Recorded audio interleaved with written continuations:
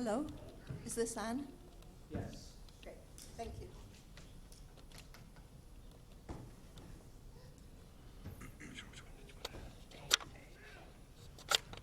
Welcome everybody to the Roundtable discussion, Black Lives Matter in Iowa, the Fort Dodge version. This is our first Roundtable in Iowa, and so we really are glad that you are all in the audience. The audience is pretty small today, and I'm hoping that you all will feel like participating in the discussion because we would welcome all your thoughts and comments. Are any of you students here at the community college?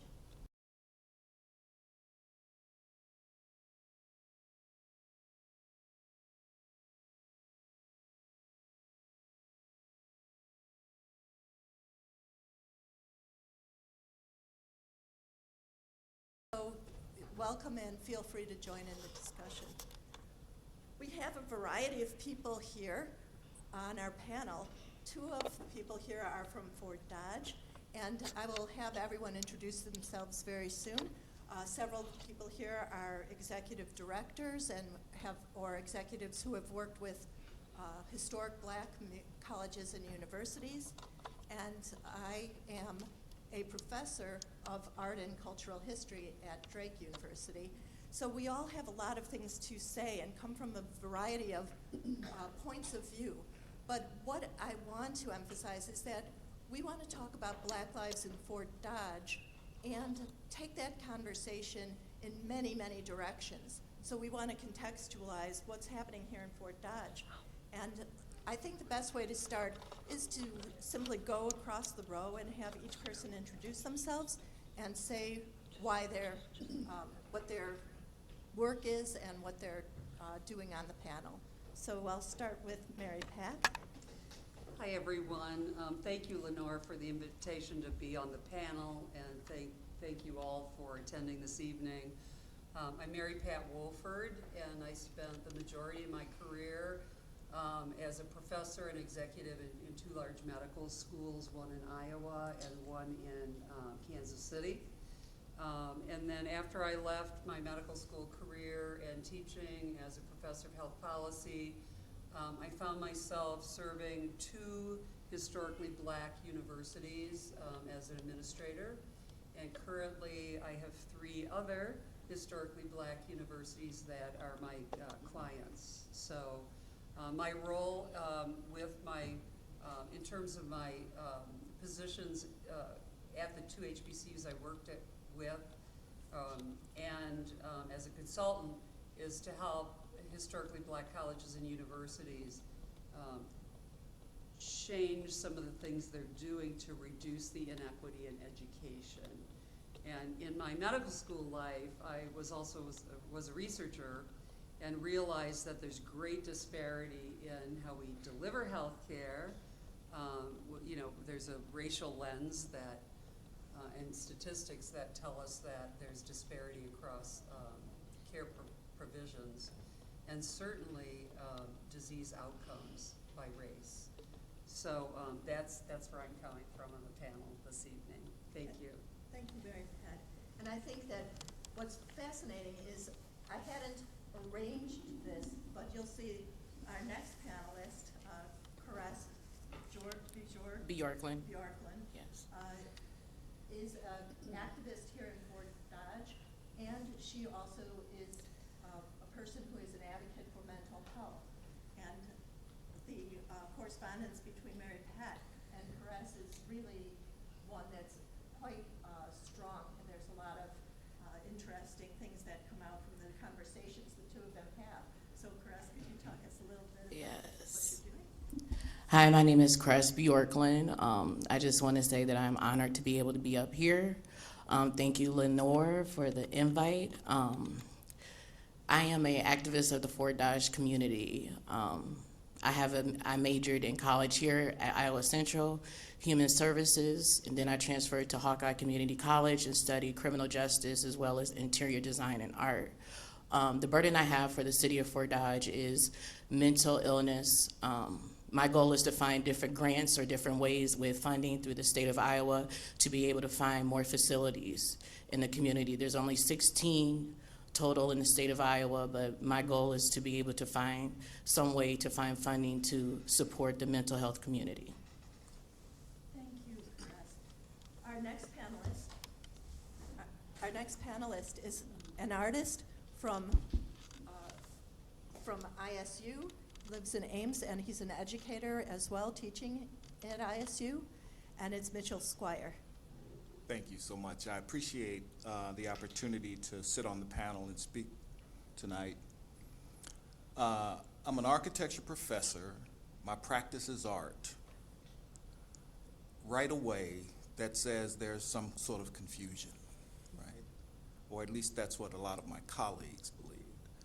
But I felt the need to somehow interrogate culture through the lens of how it might have been architected, if you will, how it might have been designed and issues were implemented and systems were implemented. So that's my specialty. I have recently embarked on a trajectory of doing public projects that I think have been rewarding in the sense of how they instill the possibility of transformation in the lives of everyday people. Thank you, Mitchell. And again, the idea of architecture and the structure of places and spaces that will have different power situations in them, I think brings us right to Charles Clayton. And Charles Clayton, would you mind talking about what you have done and accomplished here in Fort Dodge? Charles Clayton, born and raised right here in Fort Dodge. Went to Iowa Central, then finished up my BA over at Buena Vista. I run a nonprofit here in town called Athletics for Education Success, or APHIS. And our big thing is just trying to make sure that we keep youth on the right path. We target minority youth, at-risk youth, but our program has everything across the spectrum. But the big thing is I worked in a lot of different fields kind of on the other side of this: prisons, boys and girls clubs, or boys and girls homes, detention centers, youth shelters. I wanted to try to find something or do something to prevent kids from getting into those. And so about 2004, myself and some friends, we just started APHIS. And 15 so years later, we now are in a old school building that we purchased from the school district. And we built our own gymnasium, Martin Luther King Rec Center. And we probably see about 100 kids a day in various different ways, trying to just keep them on the right path, keep them motivated, give them good role models, and do what we can to kind of make their lives better. Thanks all of you for being here, and I want to jump right in to a question that's often the elephant in the room, which is we're talking about mental health issues, we're talking about architecture for better lives, and we're talking about an after-school program for at-risk youth. Why are people at risk here in Fort Dodge? What is going on?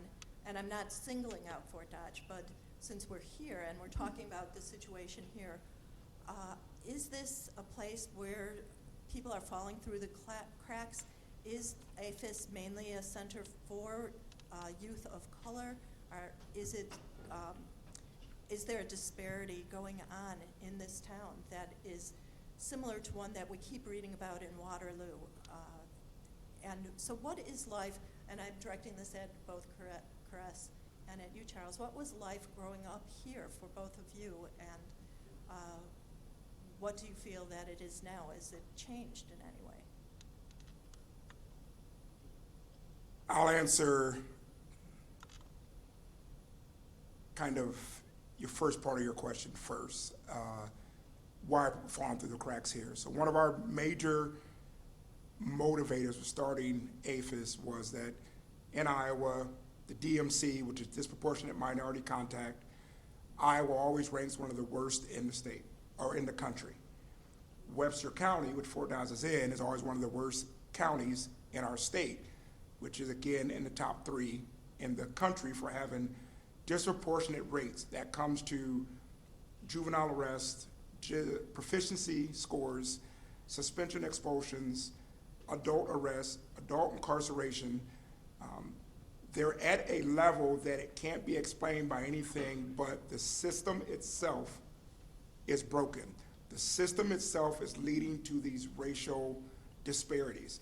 You can't explain it any other way. And so when we started this, we thought we've got to do our part. I've got to do my part to make sure that we start correcting some of these stats. You can't just look for everyone else to do it. What can APHIS do to make sure that our kids are more proficient in reading, writing, and math? What can we do to make sure our juvenile arrest rates come down? What can we do to make sure our teenage pregnancy rates come down? And so that's why we started, because Webster County does have, Fort Dodge does have a lot of disproportionate rates when it comes to their minorities and African Americans here. Why is that? I think there's a lot of things that include in that. Economic disadvantage, lack of jobs, generational poverty, generational lack of education, and then I think you got to throw into that sometimes the mental health issues that are here and the drug issues. All those things are contributors on top of the way Iowa has done business with its schools and its criminal justice system is outdated, and there needs to be an overhaul there also. I can't fight those battles. I don't want to fight those battles, and so I take care of the youth and try to change things that way. And have you found that to be, are there statistics from when you first started your program to now to kind of verify that this is really making a big difference? Again, for Webster County, our disproportionate minority contact rates for youth, not for adults, it's came down. So we're not seeing as many kids arrested, being sent to juvenile detention centers, being sent to youth shelters, being placed in foster care. We're seeing a higher graduation rate. We're seeing less teenage pregnancies. And that's, again, from time 2004 since we started till now. Some of those rates have started to trend in the right direction, but they're still bad. They're still bad. Yeah. I like to put an input on his answer. Charles, I've known him since I've been little baby. I actually was a person who was an at-risk teen, an at-risk child, grew up in economic poverty. I was a juvenile delinquent. I was a teen parent, but I also went to college, and I'm part of his statistics, because it is possible. We did have back then, before, when I was younger, we had the Urban Visions Community Center, which was the Boys and Girls Home, or center, and that's kind of where Charles was our mentor. Plus, he worked with that, worked in that company, and that's kind of where his influence came about of who I am. I'm born and raised in the Fort Dodge community, but I don't live in the Fort Dodge community. I support the Fort Dodge community for the simple examples of what he just said. So the area that I live in is Buena Vista County, and it is very low rate of African Americans. So is the Fort Dodge community. It's 24,089 population in the city of Fort Dodge.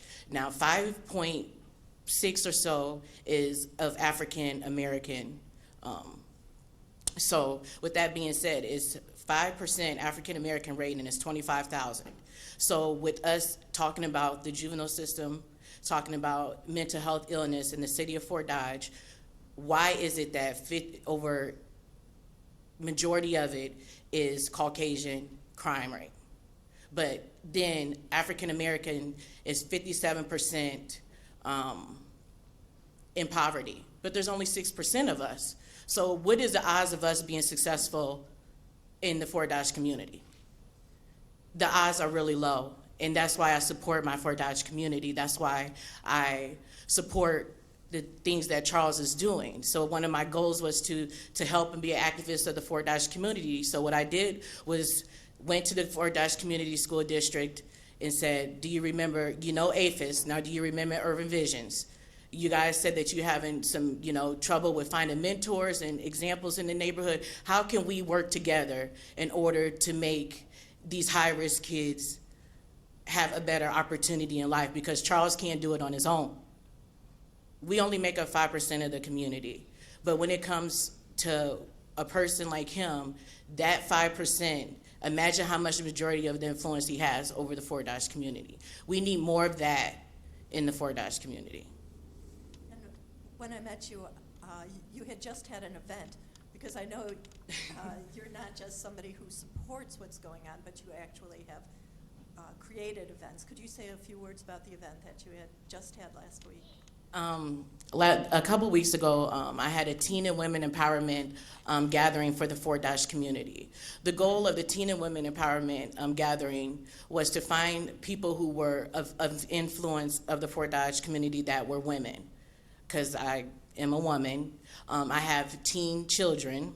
I have a 14-year-old that I am dealing with issues with when it comes to genetics and different things with the world nowadays. And then I have a son who will be a teen that's right now in a juvenile detention center due to him not having the resources he needs for his mental illness. And I don't think that children need to go that. So I was thinking about the different support systems that me and my husband do. He's a licensed pastor. So I have a ministry here in Fort Dodge where I do Bible studies, women groups. I help in the community any way that I can, whether that's the homeless shelter, whether it's the substance abuse areas. I was looking for people that can support my testimony by me helping them, because I know where they came from and I know where I come from. So I made this event to show empowerment of others, and I found recovering addicts. I found people who were influential and business owners in the community who sponsored it,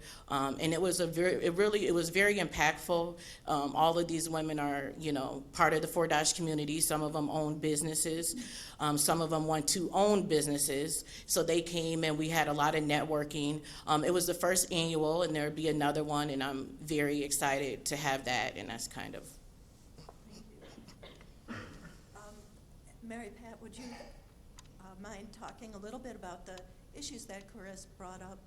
Could you talk a little bit about what's going on in other places in BCUs and so on, and how this is being addressed, if it is being addressed in a national scale? Sure. And I enjoyed listening to your perspectives. I enjoyed it when you mentioned that you're in this position, you have an association, and that's what you're focused on, right? And you're to stay focused on it. And I feel from you the same kind of passion and energy that you're a champion for mental health, improving mental health services, and that is enough, right, for one person to focus on. And so in prepping for this, I thought, how do sociologists talk about inequity and racial inequity? And I found something I'd like to quickly read, and it says, in social science, racial inequity is typically analyzed as imbalances in the distribution of power, economic resources, and opportunities. And so, just to be really honest about my experiences, most of my career was spent in medical schools where students and faculty and others tend to be quite affluent, right? And when I left that comfortable world and accepted a position in Georgia, in the most impoverished zip code in the country, at an HBCU where the African American population was approximately 98% of the students, the faculty, and others. The community was that as well. So I was, immediately I am the minority, right? And I had a lot to learn. I didn't assume anything, right? And I found that the position was so valuable to me because it was my great teacher. And I could feel inequity all around me in issues that students brought to campus, concerns of faculty who were such champions for their students, often helping pay their students' rent, providing groceries and those kinds of things. And so again, I learned a lot, and it has caused me to invest further in my relationship partnerships with historically black colleges and universities. I've learned that racial inequity has something to do with the racial wealth gap. So in Fort Dodge, this is in part a rural and a farming community. When you have a disparity in the wealth gap, one group just can't move forward quickly because there's little inheritance. Now, if you're a white farmer in the community, you know, your children may inherit a fortune in land and farming income and such. So I became quite familiar with this, you know, just the wealth gap, which I had not thought about before. And if you think about the demographics in your community, who owns property, who owns businesses and such, and that inheritance to future generations, you may begin to feel a barrier then to the African Americans in the community. There's also, of course, a poverty gap, and you two have mentioned that in your opening remarks. And that poverty gap may be acute, so just, you know, right now I'm in crisis. It could be chronic, where you're from, you have generations in your family where you haven't been able to move forward for lots of reasons, right? Or it could simply be episodic. A couple other inequities would be inequities in housing ownership, you know, and growing your investments, investments in general, right? I think there's a gap in education and knowing how to invest, and first and foremost, having the resources to invest. And certainly I've spent a lot on I've focused a lot on disparities in education. So there's, you know, a lot of chatter about affirmative action in admissions at colleges and universities, right? That seems like a patch that's far too late in the system to me, okay? So I know firsthand that many of the students that we had at Albany State University in Georgia came from schools that were so impoverished and had budgets that were so slight that those students and the faculty, the teachers, were disadvantaged from the start. When a teacher is bringing lunches for kids, clothing for kids, toiletries for kids, paper, pencils, right? Everyone is disadvantaged. So when we focus on this affirmative action in colleges and universities, it just seems like it's a patch that's, you know, that we need to pay attention further upstream when the kids are little.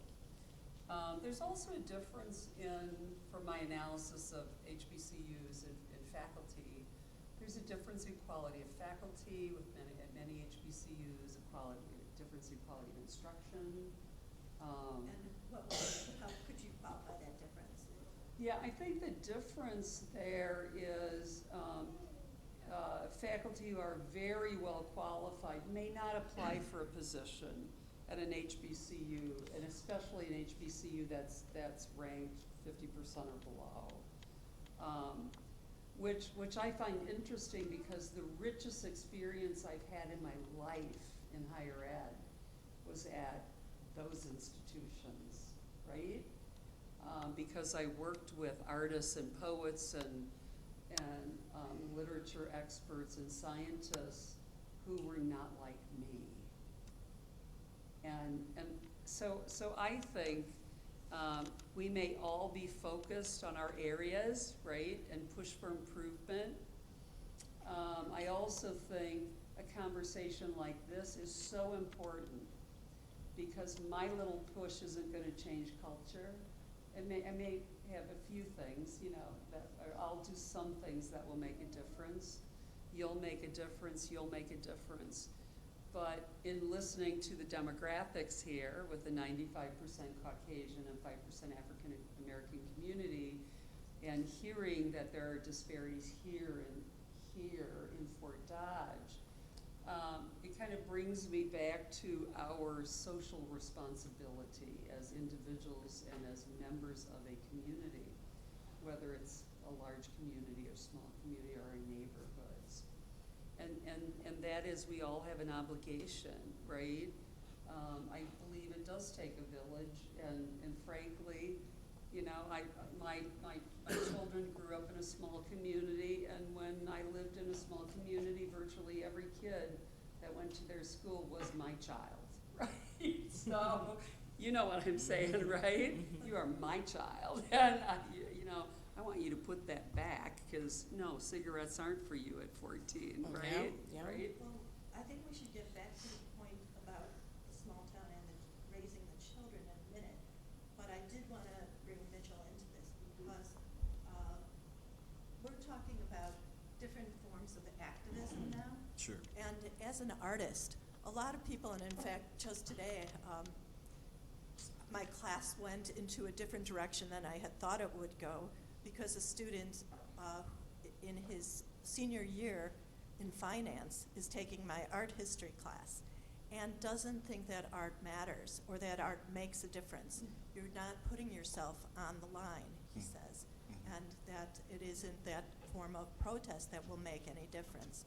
So I wanted to throw this out to you. That's a heavy load, right?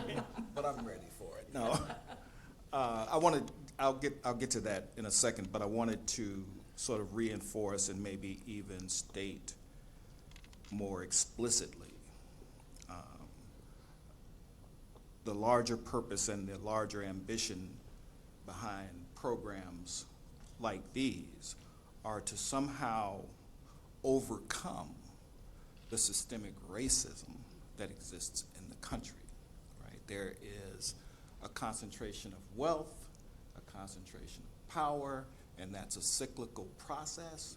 The more wealth, the more power, the more wealth, the more power, and those who have, in fact, the most are very small in number, right? So it's not necessarily trickling down. So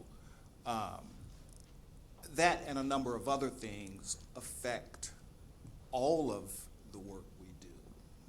And I appreciate, I think of people like yourselves as doing, you know, the lion's share of the effort. I get to play around a little bit at the university, right? Sort of ivory tower. I get to have my highfalutin thoughts and theories and experimentations. But in terms of art and its power, I think history tells us more than I can say about the power of art, right? Throughout history, art has played a significant role in the transformation of societies and cultures, and it's often the thing that wants to be destroyed when there are wars, right? You want to destroy building fabric, you want to confiscate art, et cetera, and keep things in holding. So I think history itself does that. Now, here, let's say, and for me in particular, I just saw that there was a possibility that through my art practice, which had to have its, let's say, thrust into the art market, this vicious thing that is excessive in the amount of money that's spent, right? That I would take my earnings from art and donate to organizations like yours, start independent projects, right, that feed.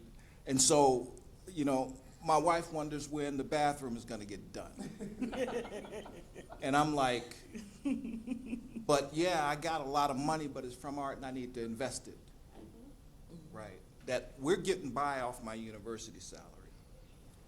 But I need some other way to feel like I'm doing something, you know, and helping out. Now, point of fact is that a recent project I did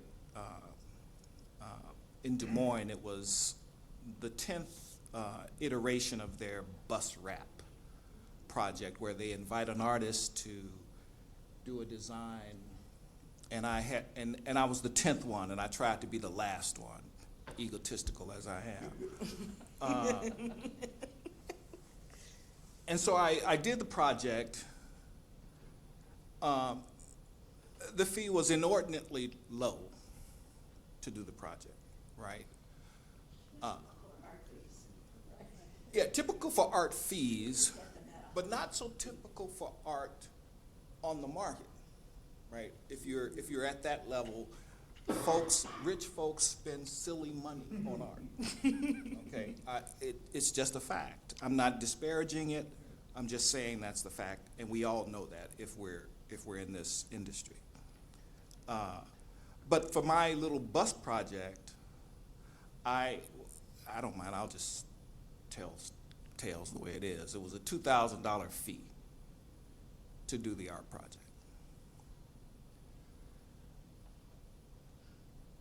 That was nothing. It translates into a negative salary probably for the hours you put in.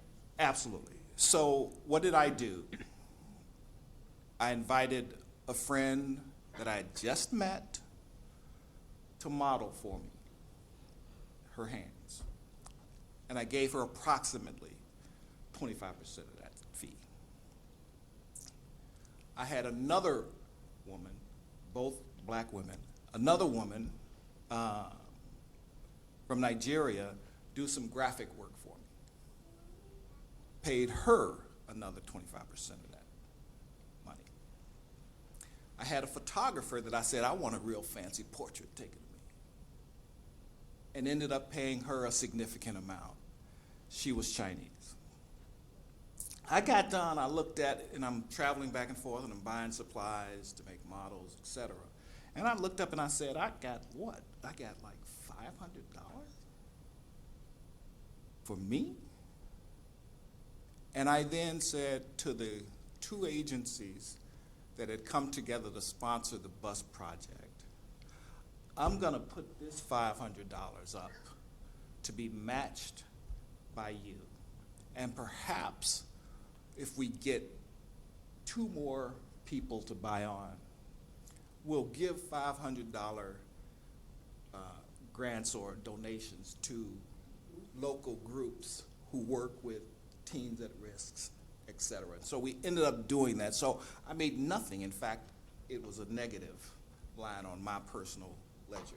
But so for me, if a person tells me art doesn't matter, I know the history that it matters, and I know the everyday aspects of how it can matter, right? And it depends on the artist, you know, to imagine themselves having some sort of agency through the work that they do. And so here I was taking money that essentially is set aside, right, through private donations, some of which through state funding, right, for art, and I take whatever I can and I invest it back into the community. Bathroom still ain't done. And it's still not done. But I'm on it. It's got to get done before Christmas. Well, that is one way that art really Sure. does give back, is when you have an artist who generously wants to Sure. contribute in that way. In terms of art as a catalyst, through its imagery or through its innovation, I know your work, so I'm wondering how your life experiences have contributed to your artwork, and how then your artwork contributes to the discourse, or the atmosphere that we all live in, and especially in terms of how you were talking about systemic racism. Your artwork cuts through it in some ways, and I would wonder if you could address that a little bit. Well, I think in many ways, one of the projects you're probably speaking of in particular has to do with my handling of used or spent artillery targets that had been used by law enforcement training centers. And that project, just as a description, is that I would acquire these bundles, right, from the academy, and I would take them and just basically turn them around so that you saw the backside. Essentially did nothing more. And for me, that was both an act of refusal, if you will, to turn it around, but in terms of its effectiveness on a viewer, so many people told me how difficult it was to stand in front of those, targets in reverse. Because the way that the practice session happens, an officer in training loads a weapon, shoots, you have the concentric circles, you may have the silhouette of a human. And so obviously the larger value is in the center, and it gets lesser as it radiates out. So those officers would do this, shoot rounds, tack up another one, shoot rounds, tack up another one, and the thickness of the paper would reach 35 to 40 layers in an afternoon session. And so I would take the whole pack. So if you looked at the front of the target, all you basically saw is the last round. If you look at the back, you saw all of the rounds, right? And that was quite a visceral condition for people to stand in front of. And I remember people telling me they went to an art fair in Miami a few years ago, and a person texted me whom I had just recently met, and she said, "I finally saw your works." And she said, "I just wanted to thank you for creating a space for us to talk about these issues, right, of over-policing in communities, over aggressive tactics, et cetera." And so when I talk about how, or systematic racism or systemic racism or how the world is architected, I know that's one of those ways, right, that I try to deal with. And so it's a powerful work for me. I've backed off of it because I got to myself thinking about it. So yeah, that's that, and that works. So I deal with generally throughout all of my projects, I deal with Black culture.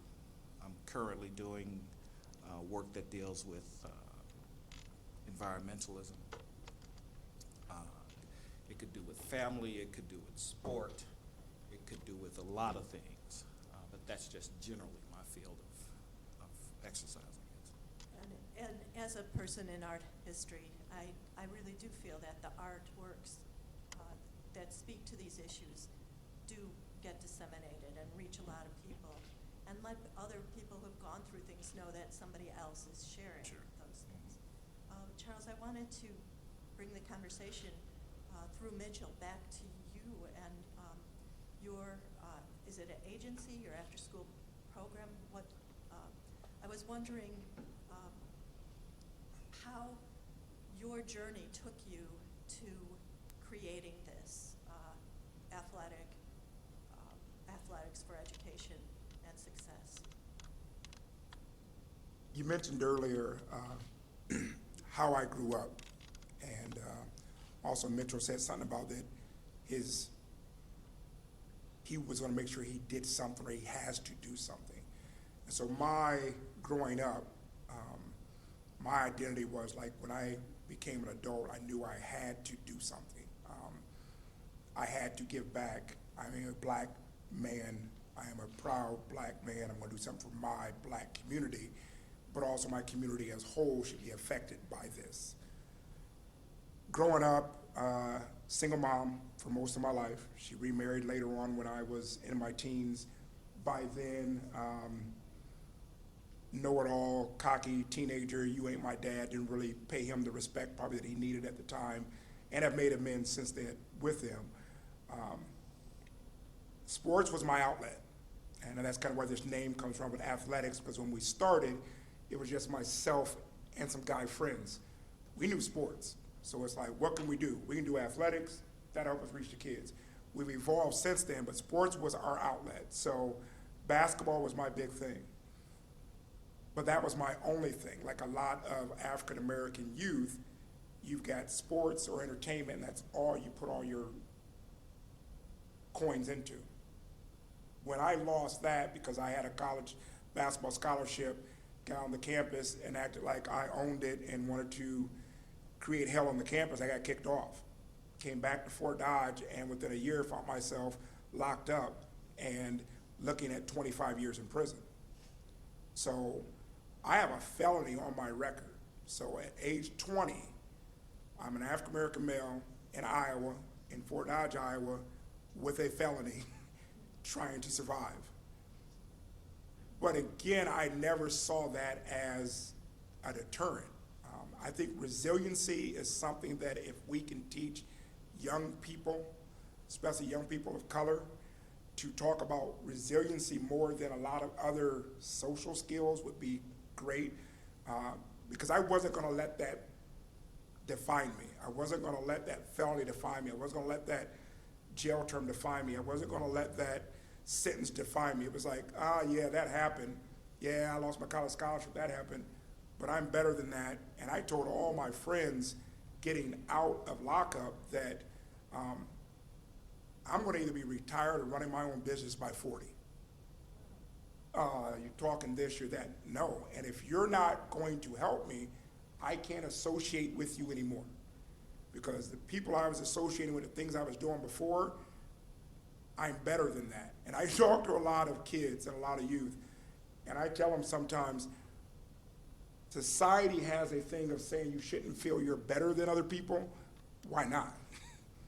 And I tell kids, I'm serious about that. Don't take it and then be mean to someone else. Don't take it and then think that you're above them. But I knew I was better than a criminal. I knew I was better than the criminal friends and family I was hanging with. So I disassociated myself from them.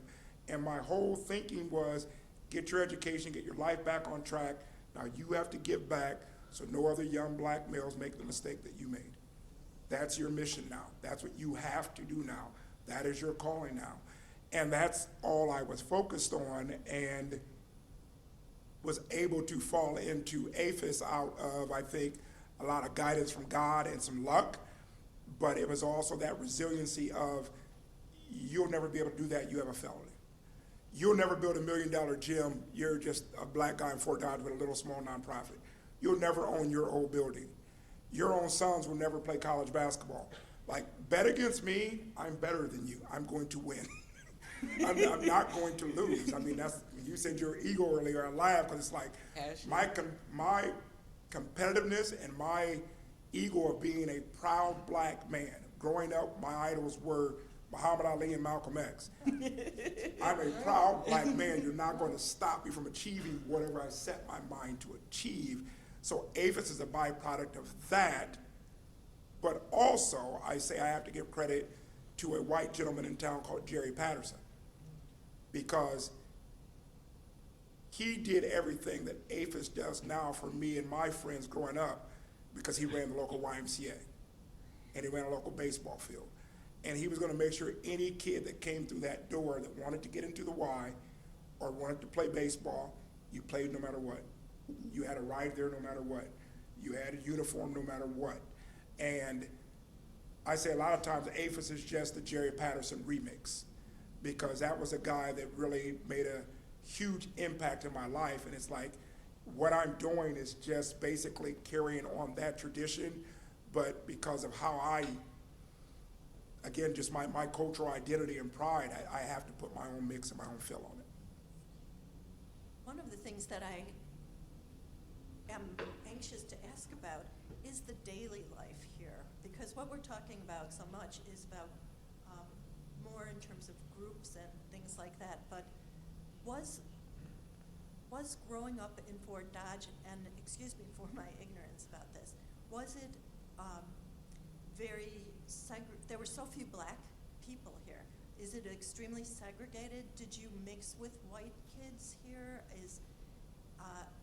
Are things open, like you were mentioning Jerry Patterson as unique, or was there that type of segregation that I associate with a different decade, different generation? Did you find segregation here growing up, or was there more mixing between white and black kids? For me, growing up, late 70s till graduating in 89, it was very segregated. There was a racial fight every year between 7th grade and when I graduated, not only in school, but on what we called the city square back then.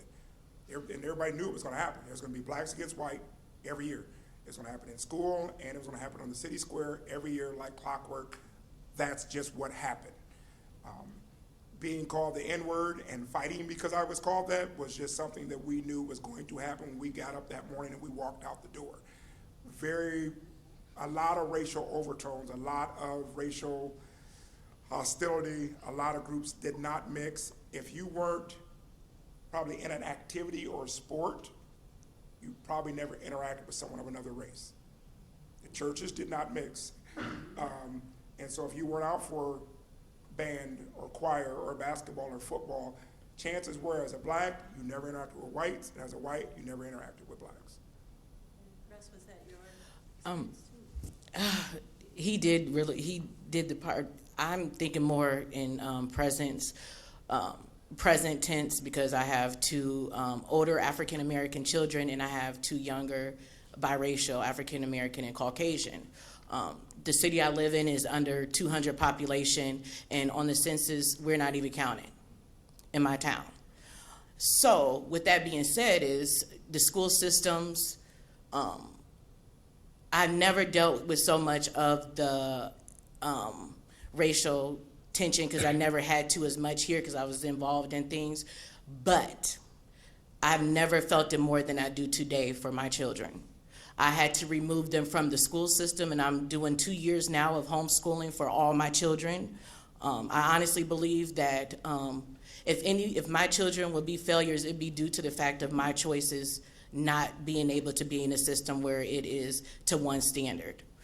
We had lots of racial slurs that kind of made it difficult for them to understand, because for being born and raised in Fort Dodge, we understood it, but there's always things and activities to be involved that it is mixed in some different areas. Being that my husband is Caucasian, we would go to conferences out of nowhere, and then they become nicer when they find out my husband is African American. Then I find out my son is 2 grades of reading or math behind due to the fact of him being in the office for behaviors. That takes a traumatic toll on mental illness. It takes a traumatic toll on my home, because we are a mixed family. We're a blended family. And growing up for me, I didn't have, my godmother was the editor of the paper, Barbara Wallace. She understood the culture in the community, so she was a good example in my life. But now to the current tense, I worry for children who are in the public system, that are in the areas that I live in.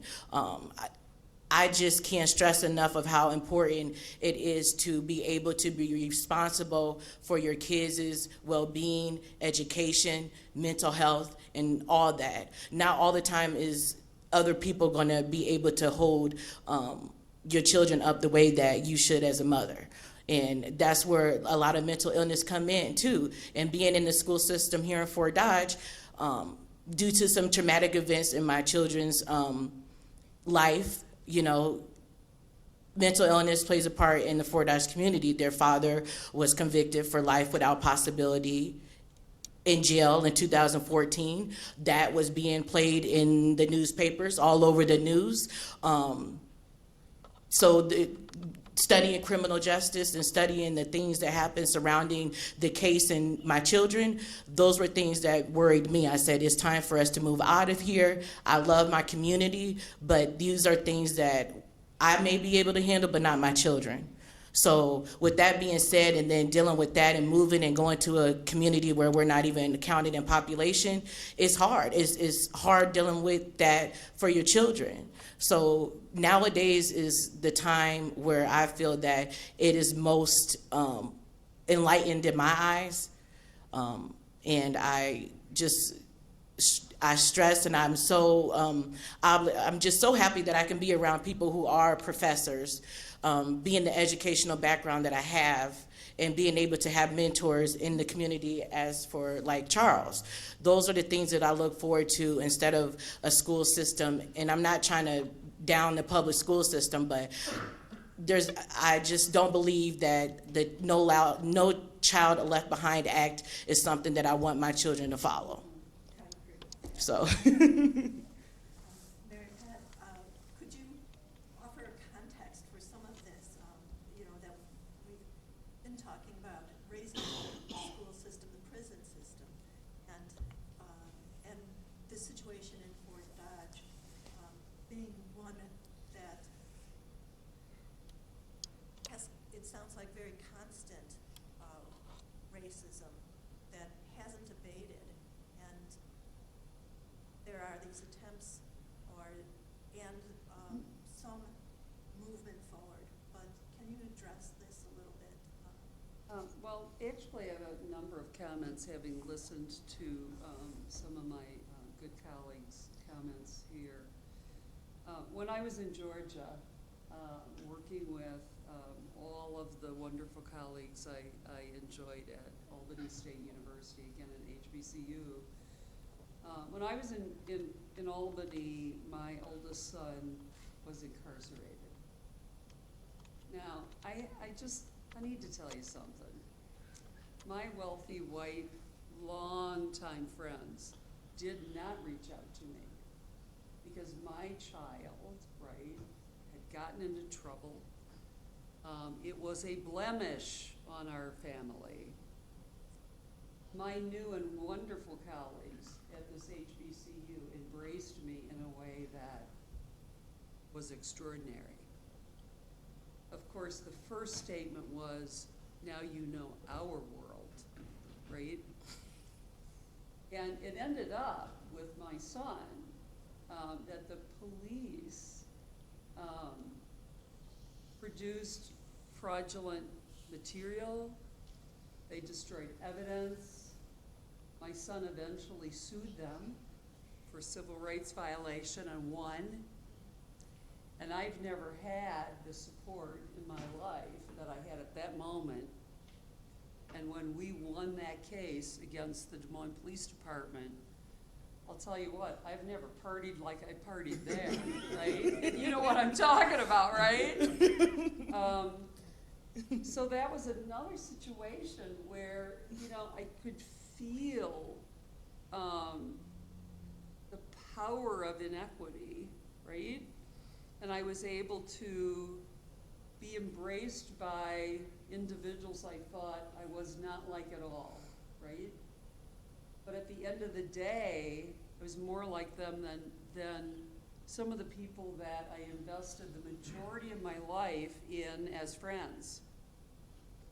And that had an effect on me, because I then thought, I need to embrace people who are not like me, and we all need to do that.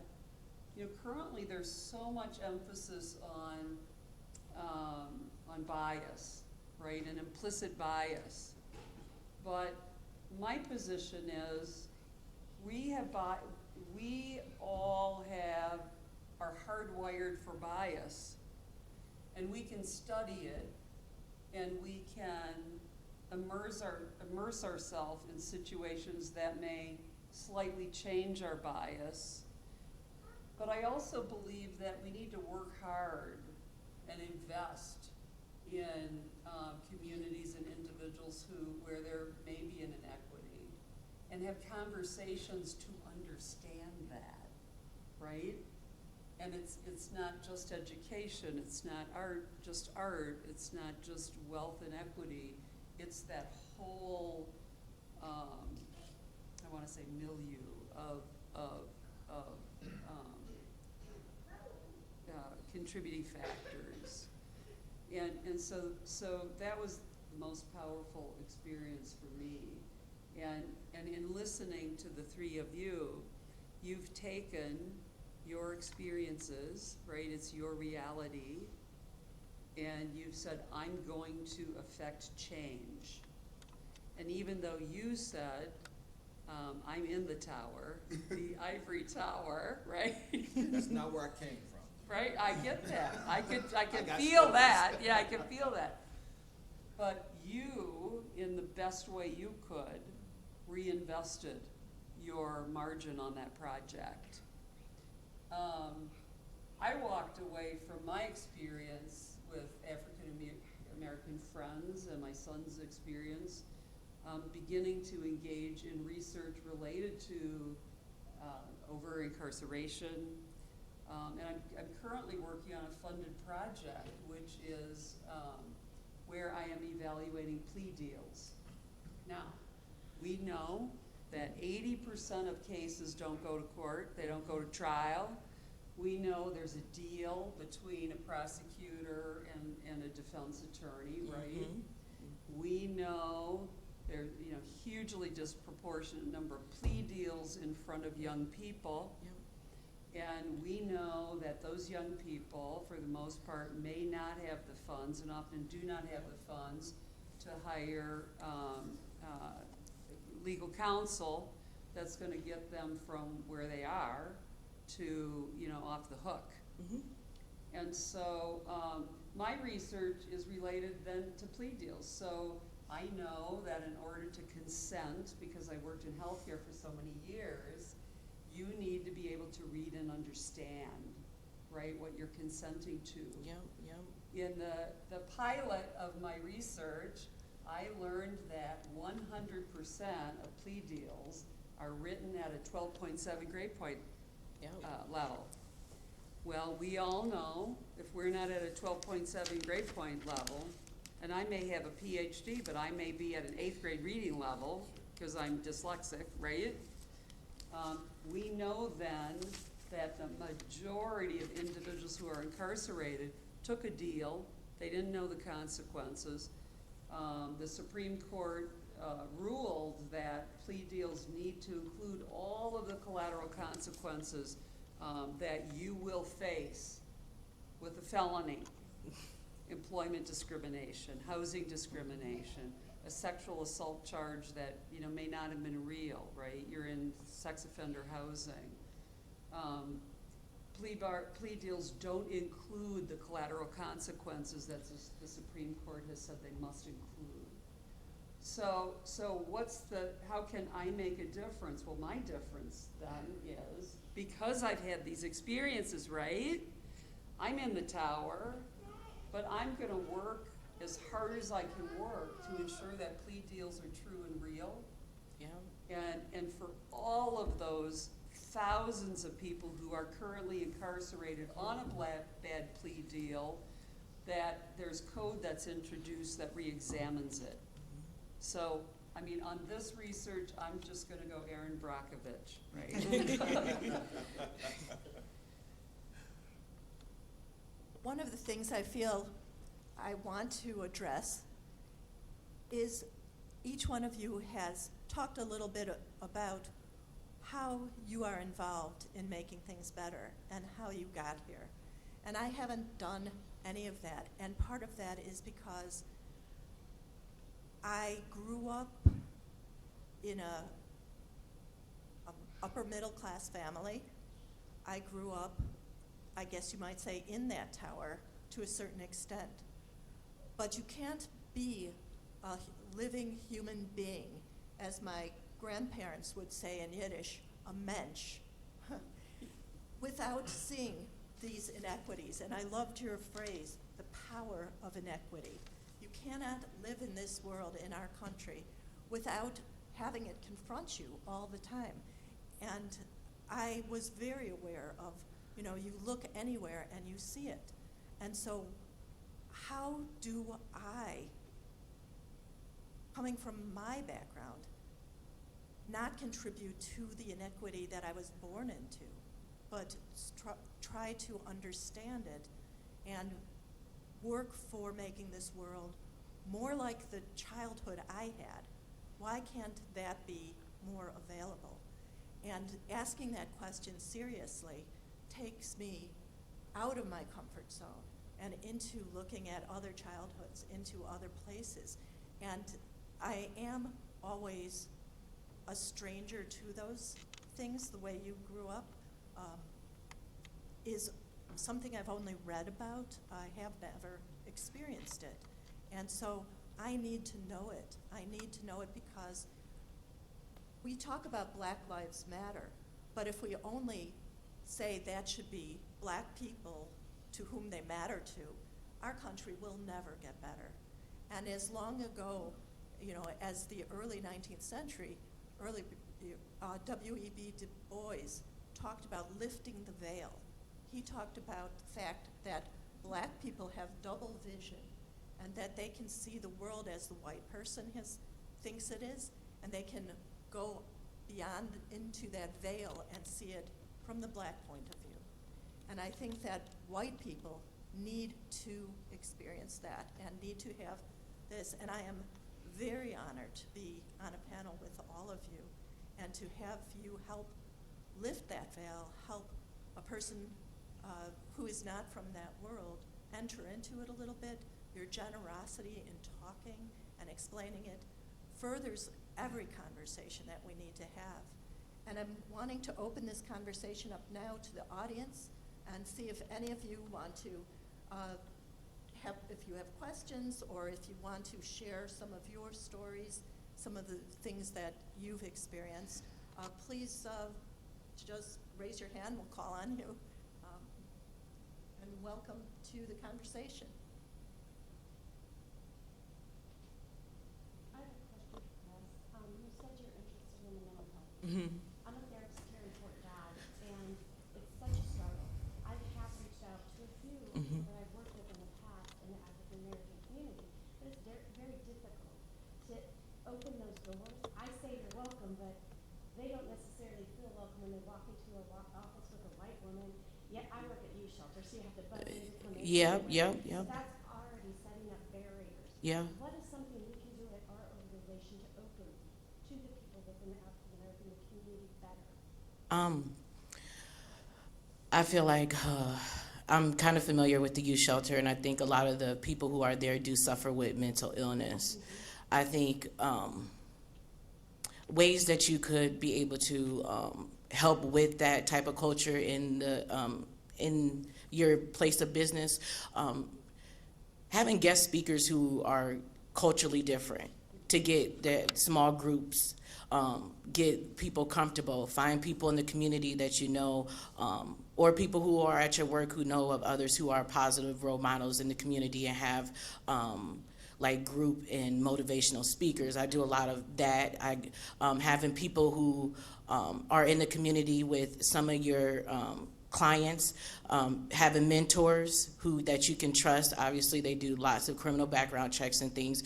Be able to oversee and just be as a moral support of people in there that you think that would need that. I think that would be a huge, I think it would be so amazing to be able to have people coming in and speaking and talking about their experiences as a teen mother and as a person who I was in Toledo, the one that got shut down. I got sent there. Sometimes when you're a teenager, whether you're of color or whether you are not of color, you want to be understood and you want to be heard out. You want someone to be able just to understand who you are as a person. And I think having others who can relate in the community that are of a positive influence, have them come in and speak or, ask for some type of program where they can have mentorship. And I'll be more than happy to talk to you more about it after and come up with some different ideas that we've been doing in the community when it comes to mentoring in different areas. I want to add to this. We used to have a program in the community called the Girls Program. Yep. School program. I worked there also. My sisters went there. I didn't though, I was too old, but yeah. Well, and the thing is, we lost the program, we lost the funding, and I know Charles works very hard to Mhm. everyone within his program, whether it's Caucasian, African American, Latino, female, Mhm. but I do feel like we have a deficit in our Oh, yeah. community in dealing with American young women because we don't have a lot Yeah. of strong figures. Helen Miller is awesome. Yeah. She's a person we can reach out to. But I just feel like They're we busy. need to come together and look more to our females, not to dismiss the males, but we have nothing for our young women, and our young women are coming out into the world and they're already victimized by society in general. Yeah. And we're taught as brought up in society. So Mandy Krause was one of the girls that worked with me. Yeah. In the girls program. She's at the Y.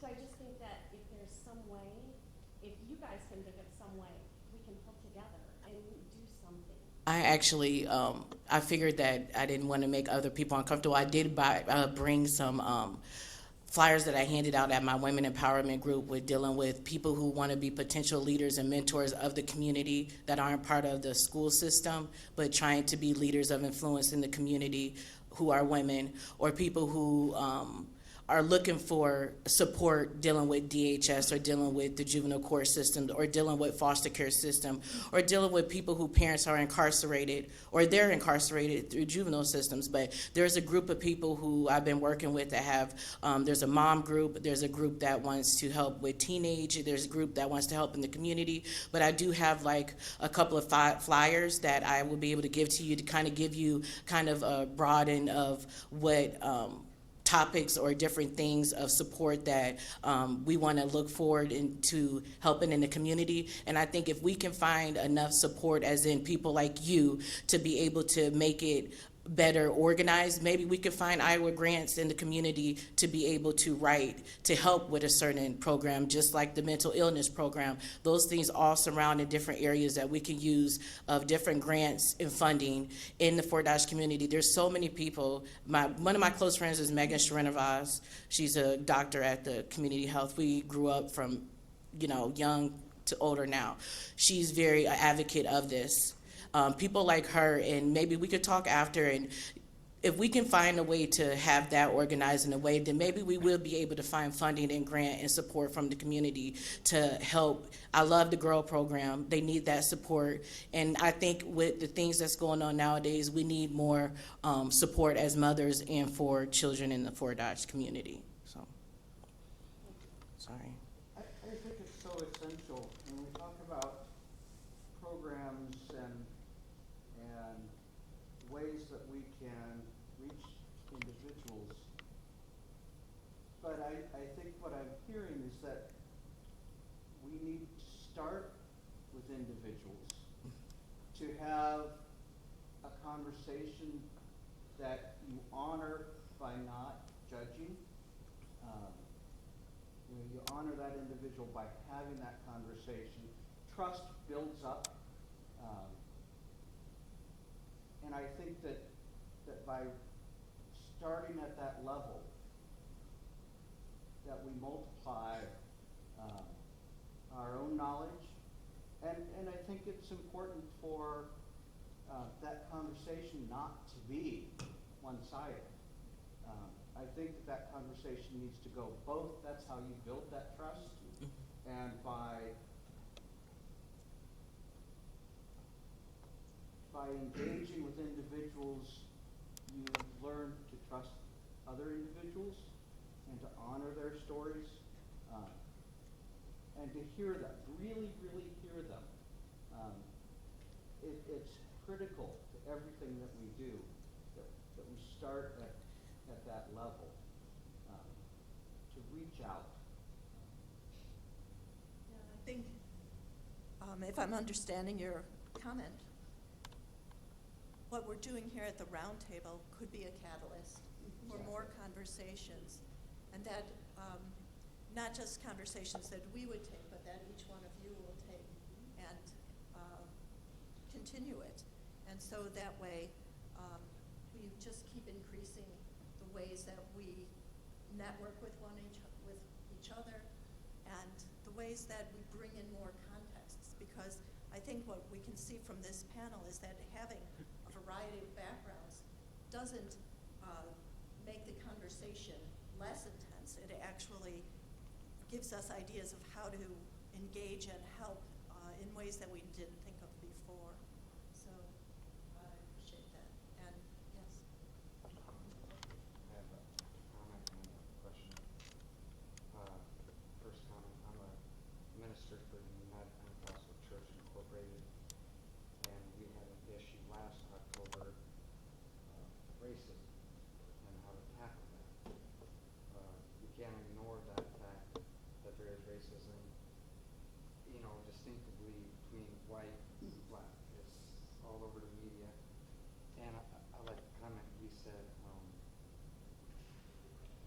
to learn each other's culture and diversity.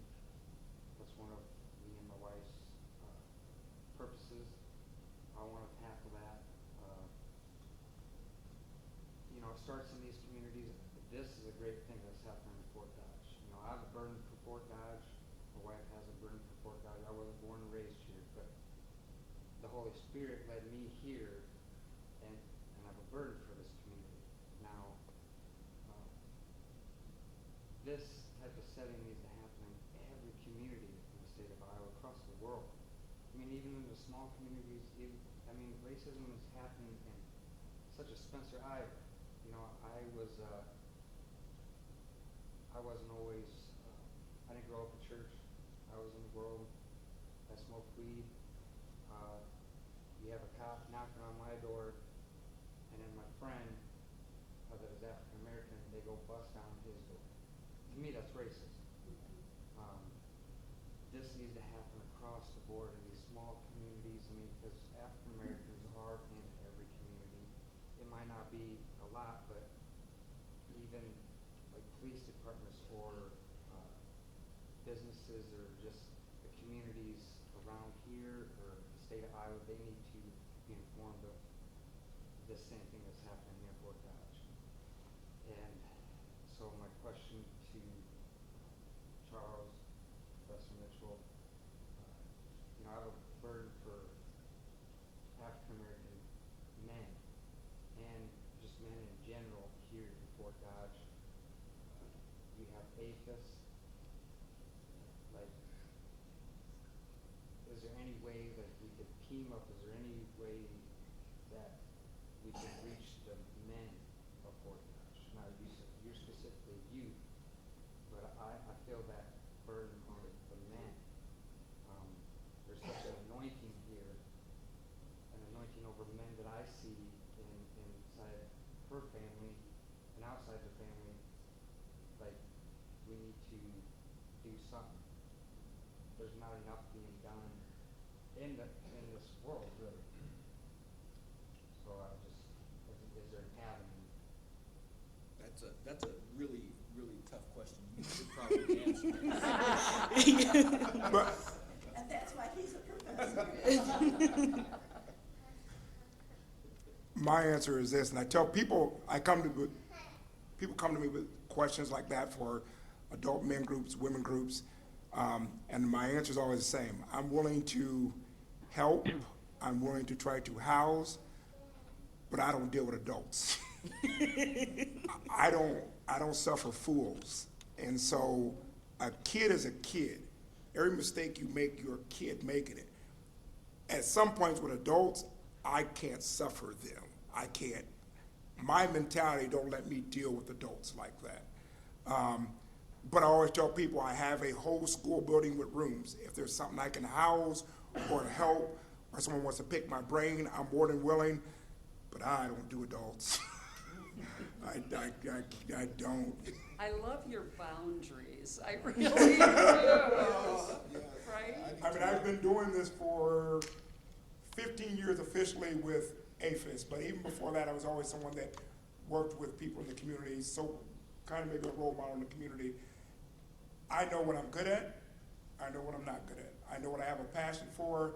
I know what I don't. I know what I can tolerate. I know my limits and boundaries. I'm not Superman. I can't save the world. I know my niche. I do my niche. So. And, oh, So as a minister, you have a parish. Could you work with other faith groups in the community and kind of adopt this as something you want to accomplish? Yes. We're in the process of making that happen. I'm just trying to reach out to other men, Sure. other leaders in this community. We're working with Second Baptist Church. They got Harvest Baptist Church here. But, yeah, we want to center it around God, but just to give people a second chance to know that there's something better and there's a purpose for them to not fall in the trap of the criminal justice system. I think think part of it is learning a way to speak language. There's so many different languages. And sometimes the language that you have as a minister might not reach people who don't have that same faith. And yet you want to reach them, not to make them be replicas of your faith. You want it to be a way to reach them so that they can do their journey. So I would almost say, talk to people outside of the religious community and find out how to put your goals into a different kind of vocabulary so that it isn't using God as a shield and a barrier almost to people who don't come in through that avenue, if that makes sense to you. Right, and the organization I'm part of, or me myself, I've grown over the years to, you don't force God on them. You know, God will draw them near them regardless of what you do. And I want to center that around there. I mean, the goal is to bring them to Christ, have a relationship with Christ. That should be the goal. That's my goal, to share the gospel. That's what I'm here to do. But at the same time, just to give them purpose somewhere. Just know that they're. And that's two different goals in a sense. So if the goal is to bring them to Christ, that's a goal you have for them. But if the goal is to find out what they can do with their own purpose, then you have to open up to a different way. That's just how a lot of people have tried to convert me to Christianity over my lifetime. And I find it very, very difficult to listen to their goals for me. But I have very distinct goals that I think are a generous purpose and fit into faith when faith is defined more liberally in some way. So if you can kind of put your purpose, your own goal of Jesus Christ for them a little bit to the side to see how their avenue could be. I think you might find there is a meeting at a certain point. That's just what I'm thinking. Yeah, that's a tough question, and there are likely multiple answers to it. I can sometimes have positions that are quite radical, one of which would be, while you may want to help, and I think it was in fact a language issue, there were sort of cues in your language that made me feel uncomfortable, that you were somehow taking on responsibility, as a savior of black men. And I thought, and the black men I know, whether they've been at a felony or not, they can take care of themselves. I mean, and it's going to be hard to try to do what you're saying you want to do. I'm not saying that it's wrong. I'm just saying that black men have been through so much in this world, in this country in particular.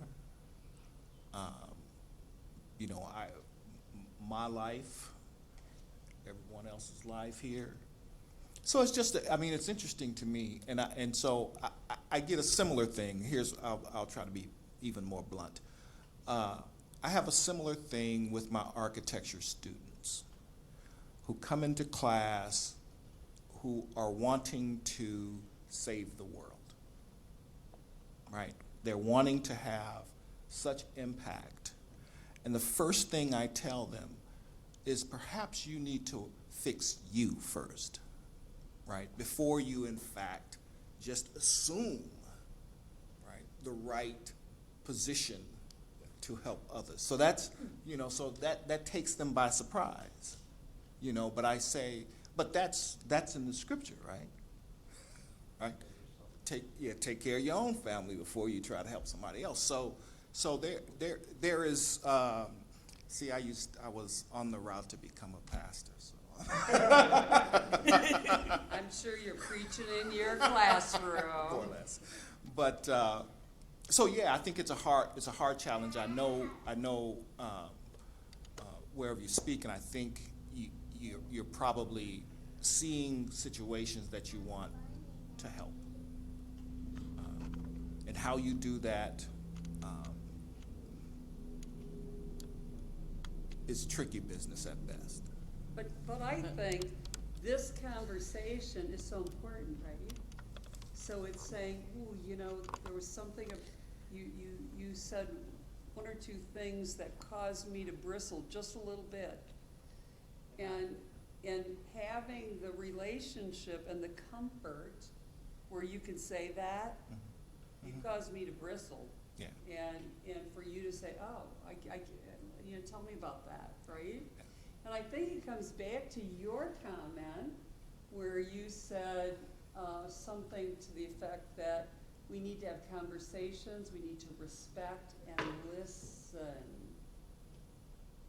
And then I want to say something, sorry. I'm your wife and I love you, so I get it. I think to simplify a lot of this, because I am African American and I got a lot of black men in my family, and my dad is a black man, a strong one. But time.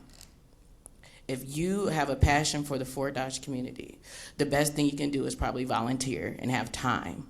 He knows athletics. You went to college for softball and was going to go pro. I don't know if they have a softball program, but he would probably be more than happy to let you take a tour of his place in athletics. And it's a nonprofit, so you maybe can volunteer some time and see what they do as volunteers, because I'm sure the adults there are volunteers and they're adults. And be able to understand what they do in the community for the children. That might gain some trust and relationships, and that might be the best start, because you love athletics, and Charles, that's what he is athletics. He's always done sports, been in sports, and that's what you've always done. That's kind of how we met.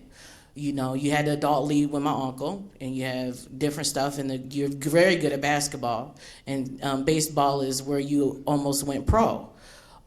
So due to the fact of smoking marijuana and getting a charge, so it's possible to be able to impact the community, but you have a testimony on top of your passion for the Fort Dodge community. You also have family who are biracial in the Fort Dodge community right now. So it's kind of like you saying, I want to be able to have a burden for African American men, which you have a lot of friends and relatives who are African American. I think you are putting I would say you are cutting yourself short of your possibilities and purpose in the community and for the purpose of your walk with God. I think you're a man of God, and you're a man of faith, and you're a man of faithfulness. But I'm saying, with all the experience that you have with the court systems, with your sports, as in going pro, you going out for American Idol 2 times, and you got your license, and you went to school for criminal justice also, that's a lot to bring to the table. I think you cut yourself short of the point that you were putting across, but I think that I'm your wife for a reason. But I also believe in you, and I know that a good place to start is with a person like Charles, who would be more than happy to take your time, because it's going to take time in order to understand things, and sometimes time is everything in studying more than you. It's easier to get the license than it is to be able to go out in this community and spend the time to have a burden for people, and that's what you're doing. You're just trying to find the outlet of how to do that. And I think he would be a perfect example, dealing with sports, to open the door for you as an example, as a start in the community, as being a person born and raised here, and I love you. I can say, I just add 2 things. One, you gotta be willing to keep having, because I call these courageous conversations. You gotta be willing to keep having courageous conversations. You can't let the conversations you have ever push you away from what you want to do. You gotta keep having conversations that everybody else may feel uncomfortable walking away from it. People may, whatever. That's part of life. You gotta have those conversations. So if you really wanna do what you wanna do, you gotta have those conversations. And the other thing is, once you figure out what you wanna do, you gotta do that. Like, my whole program is tough love. It's my program. I'm gonna do it my way. People will say, should have been softer, you should have been. No. No, that's somebody else's program. That's not my program. It's like, people know what APHIS stands for, what our boundaries are, and that's it. So have conversations, figure out what you wanna do, and then do that. Because, and I say that because people talk about burnout in this field. I'm not gonna burn out if I'm doing what I love. Burn out when you start doing something for someone else, not what you really wanna do. It's what you wanna do, you don't burn out. There's something that's happening in Des Moines, for instance, that I've participated in. A friend of mine, I think it was back in late spring, he just sent out an invite on Facebook. I just happened to see it. And he was inviting black men to just come together, and we were going to meet under the Kerry James Marshall sculpture, the talking drum sculpture. And he said, this is a meeting just for us to get together and tell each other how much we love us. That's it. And it was just black men saying, I love you to each other, and taking care and wanting to know. And the first gathering was profound for me because it had a range of individuals. It had some youth, it had some teenagers, it had a state representative, it had, program leaders and directors, et cetera. And so, it's hard to get to these things with my travel schedule, but I've been to a few of them. And I always walk away nourished, right? The last conversation we had was somehow it just opens up to something. And we were talking about our complex relationship to our fathers, and it seems to be something that black men experience. We don't often like to talk about it, but that seemed to be a space where we could, and sort of encourage each other. So so from my perspective, black men are going to figure it out, and they're going to likely do it their way. That's not to say you can't help. One of the things, Yeah. and Oh, Oh, that's okay. Thank you. Yeah, I'm Dave Driscoll, teach social science here at Iowa Central. I just had a couple comments. I was thinking about, I'm from Alabama most of my life, and I moved up here 25 years ago to Iowa, to Fort Dodge. And thinking about, in terms of my experience growing up in the South, I was lucky enough to have parents that taught me to not be racist, not be judgmental. But when I moved up here to Fort Dodge, the first thing that shocked me the most was how so many of our institutions here in Fort Dodge were very, very white. Public schools, the college here, in terms of employees, the police department, fire department, et cetera. I was just shocked by that. I was going, what's up, what's happening here? Why is it that we don't take some affirmative steps, affirmative action? And people would look at me like I was from another planet. We're not racist here, and I'm not saying you're racist, right? What I was saying is we should take some steps here to try to diversify. And I think that's a problem. And it's maybe not as much a problem now as it was then, 25 years ago, but I think it's a little problem because it's basically a product of white privilege. People don't seem to realize that racism is not just simply personal prejudice. It's not simply a committee saying we're not going to hire this person because he's black or brown, whatever. It's more often the social networks people have. They hire people that they're connected to, like Yeah. or maybe it's someone who knows someone. Yeah. I went to high school with his mother, in Pomeroy or something, and they have that connection, right? And so they hire them because they're connected to them. Yep. And that's really, it's this colorblind mentality where so many people have that they don't really seem to understand that the only way we'll ever get beyond that is to consciously think about the fact that at your workplace, it's mostly all white people. And so I bring this up because, that's institutional racism. And because, I mean, look at, for example, the case of Tamir Rice, in Cleveland, Ohio. 12-year-old kid, right? Shot within seconds of police arriving, shot him dead. And, he had a toy gun. And he was pointing at people, and the person who called into the police said, look, this kid, he probably has a toy gun. But the cops drove up and shot him just like that. And I think to myself, okay, this young black boy, 12 years old, died within seconds. And I'm thinking, what if he'd been a white boy or a white girl who was 12 years old? Would the police have been that quick to kill him? I don't think so. I mean, that's white privilege without a doubt. Because, if you think of anybody else in that situation at 12 years old, the police would have maybe had a perimeter, find out, is the kid a danger? Is he truly armed? But instead, they just shot him and killed him just like that. I mean, that's just white privilege. And once again, that doesn't mean the police that day, they didn't go out with the intention to kill a black kid. But I think what happens is the stereotypes people have in their heads, that's part of the problem. And they react without thinking because of the stereotypes they have in their head. And so I think that's also the case why we need to have a more diverse police department in towns like Fort Dodge. I mean, we've made some progress, but we have ways to go still. So I'm just saying that we have to think about that in terms of everything we do. And to answer the question also when it comes to ways to bring down racism among young people, I think the best solution there is to bring kids away from their normal environment, like a field trip or something. Get them away from the traditional environment they're in. It's what we call the contact theory in sociology. Because contact between people of different races, ethnicities, etc., can be either positive or negative.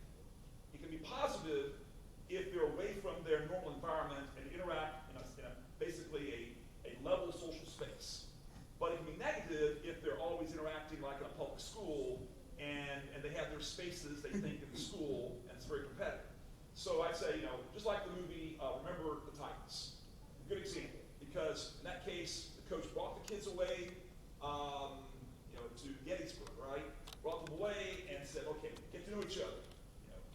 He paired them up, right? Talk to each other, interact. That's the key. Contact theory, I think. It's interesting to me, you asked about the Tamir Rice case, whether or not if that were a white girl or a white boy, would the police have done that? And the way that I think and the way that I study, if that were the case, the call wouldn't have been made at all. That's a good point. You see, and so, It's white privilege. yeah, and there's this immediate fear, right? And whether or not that caller was white or black, doesn't matter, right? I'm not just saying it's a white caller because that internalized racism works on us too, right? And so we look out and we see a kid and we make that call, just like the woman who died a couple weeks ago in her own apartment, right? So there's some, we need to realize we're dealing with an aggressive form of policing, one, which That's needs right. to When you be, shut through the window, yeah, that woman, exactly, which needs to be curbed, if you will. But we're also dealing with stigma that inhabits us, and we see something and we're told now, see something, say something, or call, and I'm really skeptical about calling the police for anything, I am Well, as well. because I do have to You got it. say that the time, we've gone a little over time. I talk too much, I'm sorry. No, all the comments have been so wonderful that it hurts me to stop the conversation. I feel like we could keep going. And you bring up such an important point that prejudice is individual, racism is systemic, it's a network. And so there is that difference. It's like you said, it inhabits all of us because we are all part of this system. And your comment also seems like a good thing to talk to your comment, which is you're interested in working with black men and making improvements for them, but you remind us that what about the white people here, and who is going to talk to white people? And we'll take this afterwards, but it just seems like, how do we talk to white children and white boys so that they don't even start those fights that you talked about? Many, many more things to talk about. I do want to thank the Iowa Central Community College for hosting us, and I want to thank Eric Anderson and the Blandin Art Museum for hosting us, and Humanities Iowa, and of course the panel, which has been an amazing experience, and all of you. So thank you all very much. Thank you, Lenore.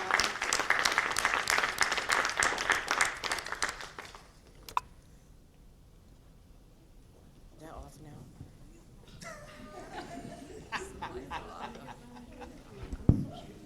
I don't know, but let's.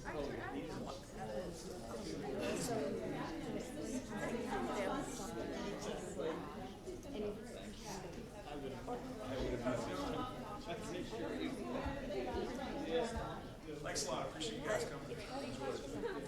Came a few minutes late, but I'm dangerous. Yeah. Oh, thanks, I kind of had a lot in my head, and so it kind of was all pent up. I want to say this and that and that and that. Charles knows me, so.